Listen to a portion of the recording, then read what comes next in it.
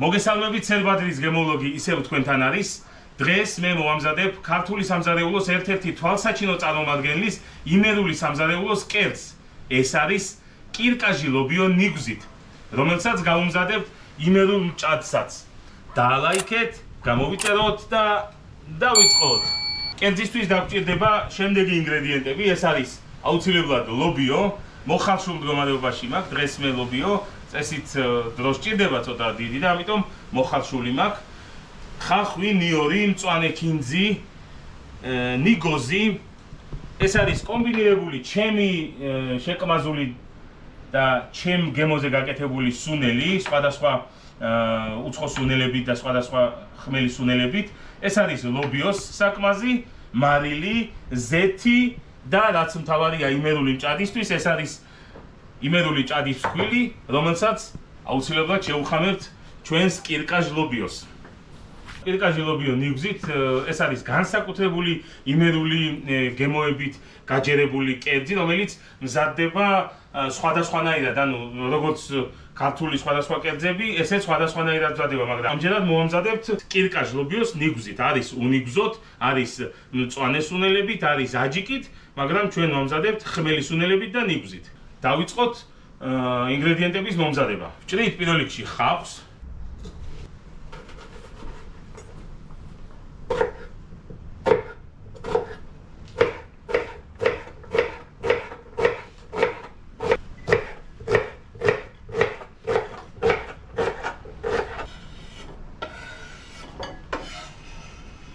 ასევე ვჭრით ნიორს. წვრილად რაც შეიძლება.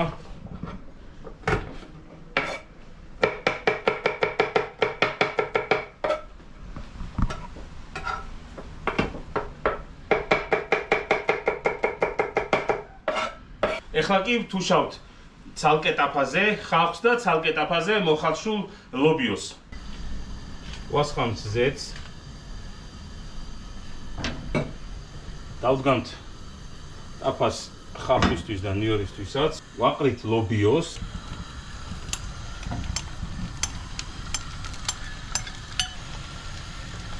დაგვეწვას.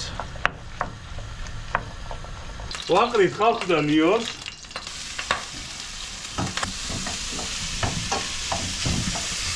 კირკაჟი ლობიო ნიგვზით ეს არის განსაკუთრებული იმერული გემოებით გაჯერებული კერძი და განსაკუთრებული იმერული ხასიათი და ხალისით კეთდება რა და იმდენად სასიამოვნო გასაკეთებელია კირკაჟი ლობიო ნიგვზით, რომ სხვადასხვა გემოების თამაში მიდის ხოლმე რა. მოთუშულ ხავს და ნიორს ვაერთიანებთ მოთუშულ ლობიოსთან.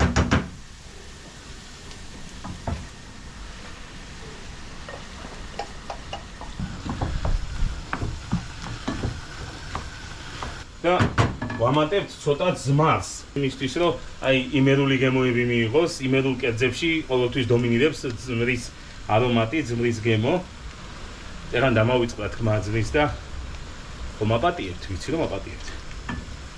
იმიტომ რომ იმერლებს გაუკვირდებოდათ, ეხლა კირკაჟ ლობიოს აკეთებსო და ზმარი არ უთქვამსო, მაგრამ ვიცი რომ გამიგებთ.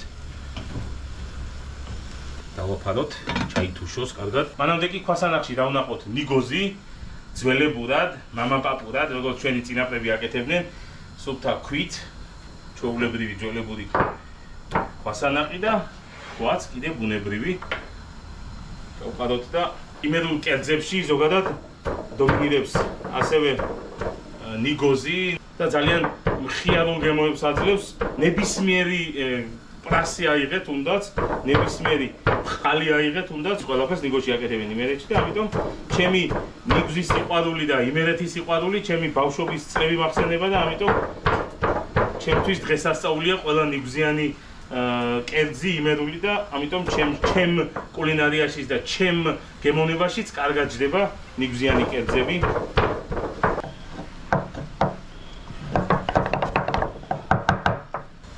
მანამდე მოვრიოთ ჩვენს ლობიოს და ხავს.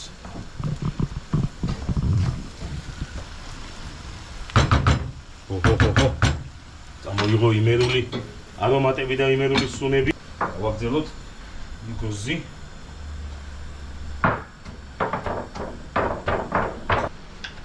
მოვყაროთ დანაყული ნიგოზი. ეხლა კი ჩავაყაროთ სუნელები. ეს არის ლობიოს საკმაზი.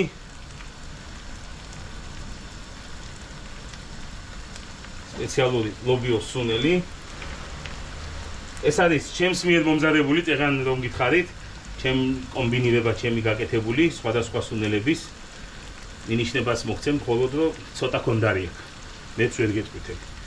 ჩემი საიდუმლოა.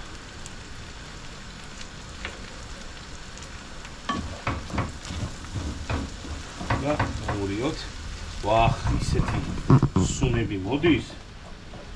ახ, შენ გენაცვალე ოხშივარი მოაქვს პირდაპირ ქუთაისიდან, ვანიდან, ხონიდან, ზესტაფონიდან, ზემოიმერეთიდან, სულ ესეთი გემრიელი სუნები მოაქვს.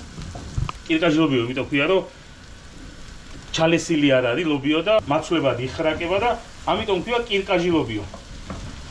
ნელ-ნელა დასასრულისკენ მიდის ჩვენი ლობიო შეკმაზა და ცალკე გავუკეთებთ მერე აუცილებლად იმ ნიგოს დანაყულს. სანამ გემოები გაუჯდება ლობიოს და იმ სუნელებს, რომელიც გავუკეთეთ, მანამდე მოვამზადებ ჭადის ცომს და გამოვაცხობთ იმერულ ჭადს დედაქალაქურად. იმერულ ჭადის წყვილს ვასხამთ ცოტაოდენ წყალს და დოზის მიხედვით ნახავთ საჭიროებას, სად გავჩერდეთ. ჩვეულებრივად მოვზილოთ არა მარილი, არა არაფერი, სუფთა იმერულად.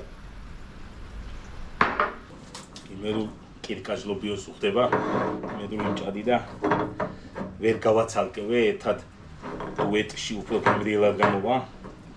საჭმელადაც თქვენც სცადეთ, გააკეთეთ, მარტივი რეცეპტი აქვს კირკაჟ ლობიოს, მით უმეტეს იმერულ ჭადს.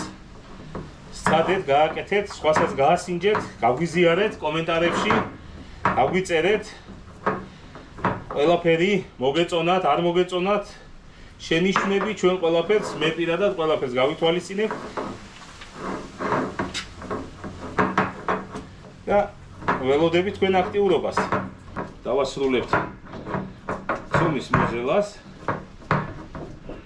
ცომიც მოვზილეთ. ეხლა კი დავდებთ პატარა ფორმებად, მრგვალ ფორმებად, სპეციალურ ტაფაზე.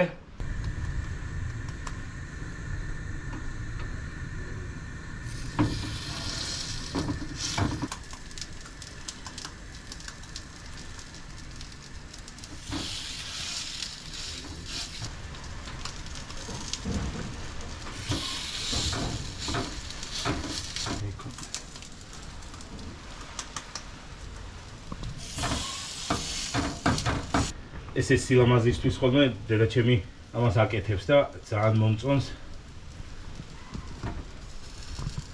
აი ესე ლამაზად აჯდება, მე გამომცვა ჭადს. და დაველოდოთ იმერული ჭადის გამოცხობას.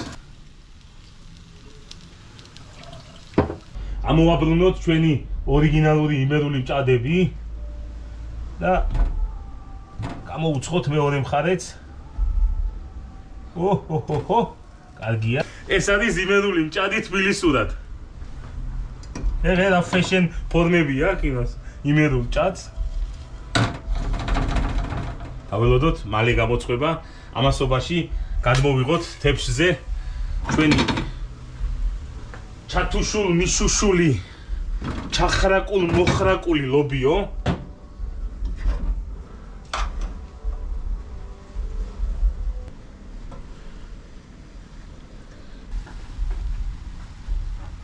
ცოტა შეგრილდეს პირდაპირ გადმოღებული ლობიო, შეკმაზული სუნელებით, ხახვით, ნიორით, წმრით, იმერული გემოებით და ამ ყველაფერს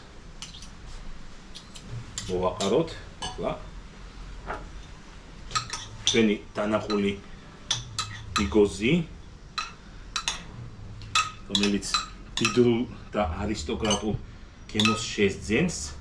წეგა რომ აღნიშნე, რომ ფესტივალია ნიგოზი კერძში, მეთქი ზუსტად აი ის იქნება.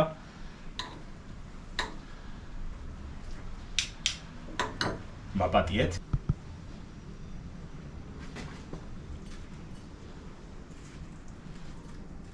მოვუდებთ ნიგოს, მარილს და აი ამ შეკმაზულ ლობიოს, კირკაჟ ლობიოს და მალე გამოწვება ჩვენი იმერულ თბილისური ჭადებიც, ჭადი ესე ქვია, იმერეთში ჭადს და დავაგემოვნოთ, გავსინჯოთ. აუცილებლად დასჭირდება ბოლოს მოვაყაროთ მწვანე კინძი.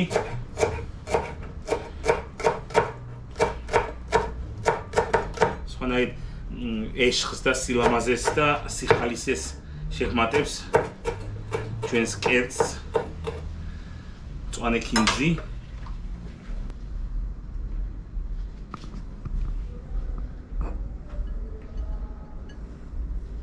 ოპა!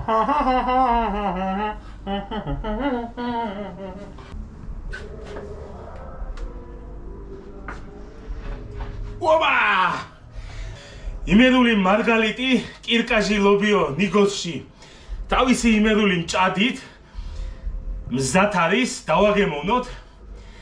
გავიხსენოთ ის იმერული ლამაზი დღეები, დავლოცოთ იმერლები და საქართველო დღეს ამ ლამაზ დღეს და აბა გავსინჯოთ. რა გამოგვივიდა, რა გავაკეთეთ? შენ გენაცვალე.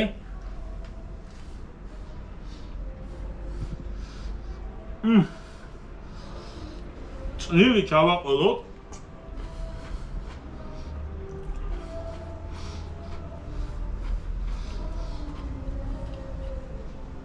ძალიან მაგარი გამოვიდა, ძალიან.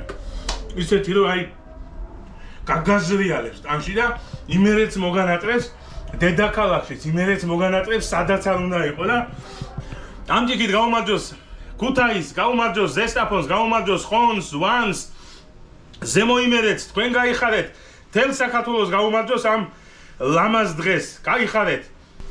დალაიქეთ, გამოგვიწერეთ და გაგვიმარჯოს!